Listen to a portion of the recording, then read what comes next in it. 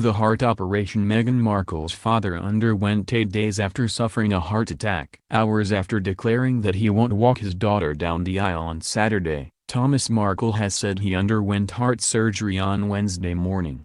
The 73-year-old, who lives in Rosarito, Mexico, allegedly suffered a heart attack last Tuesday. Mr. Markle told TMZ that doctors implanted 3 stents in his blood vessels. He said doctors plan to go in and clear blockage, repair damage, and put a stent where it is needed during the operation. Stents hold arteries open to help improve blood flow to the heart and relieve chest pain. Past president of the American Heart Association, Dr. Sidney Smith, MD, told Daily Mail Online how stents work, when they are placed, and why a patient might need 3 stents at once. Scroll down for video of a stent procedure. How is the procedure performed? A stent is a wire mesh tube that props open arteries. To open the narrowed artery, the surgeon may perform what's known as an angioplasty. It involves making a small incision in a patient's arm or leg, through which a wire with an attached deflated balloon is threaded through up to the coronary arteries.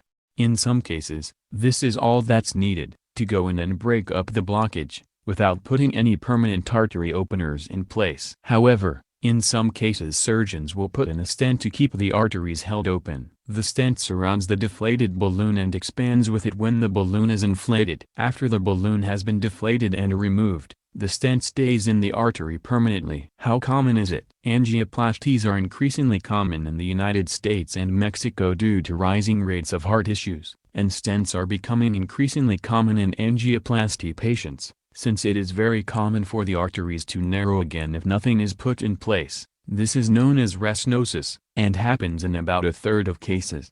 Can IT be performed days or weeks after a heart attack? Yes, depending on what kind of heart attack was suffered. There are 2 kinds of blockages: a STEMI, which is a complete blockage, or an STEMI, a partial blockage. STEMI stands for ST elevation myocardial infarction, which means the patient has suffered cardiac enzyme changes, and changes to their electrical heart activity, as seen on an EKG scan. A non-STEMI heart attack, or an STEMI heart attack, is less urgent. It means they suffered enzyme changes but no changes on their EKG. A STEMI is a very big, severe heart attack where a patient comes into the emergency room and the artery is totally blocked, and needs to be opened up straight away and a stent is placed. Dr. Smith, professor of medicine, cardiology, University of North Carolina School of Medicine, explained.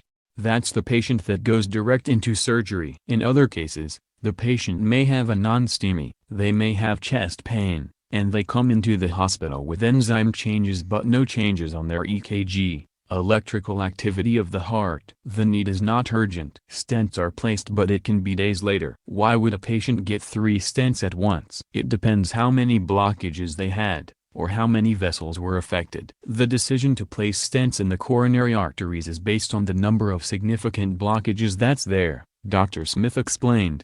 3 is not out of the ordinary. Sometimes you place just 1, sometimes 2 or 3. It completely depends. You place a stent where there is a significant blockage. It could be that there were 2 or 3 vessels involved, or 3 blockages in one vessel. That would warrant 3 stents. He adds that the amount of blockages has nothing to do with the severity of the heart attack, or whether it would be a STEMI or an STEMI. How is the recovery? For patients being treated for chest pain, most are usually able to go home the same day of the operation. Patients are often advised to avoid strenuous activities and driving for at least a week. But Dr. Smith said it depends on each patient, and particularly on whether they have other underlying health issues. It depends on how well their heart is pumping, Dr. Smith said. Patients are often able to go home within 24 hours, usually into cardiac rehabilitation. As for the patient taking a transatlantic flight, Dr. Smith said that would have to be decided on a case-by-case basis. It depends on how they're doing,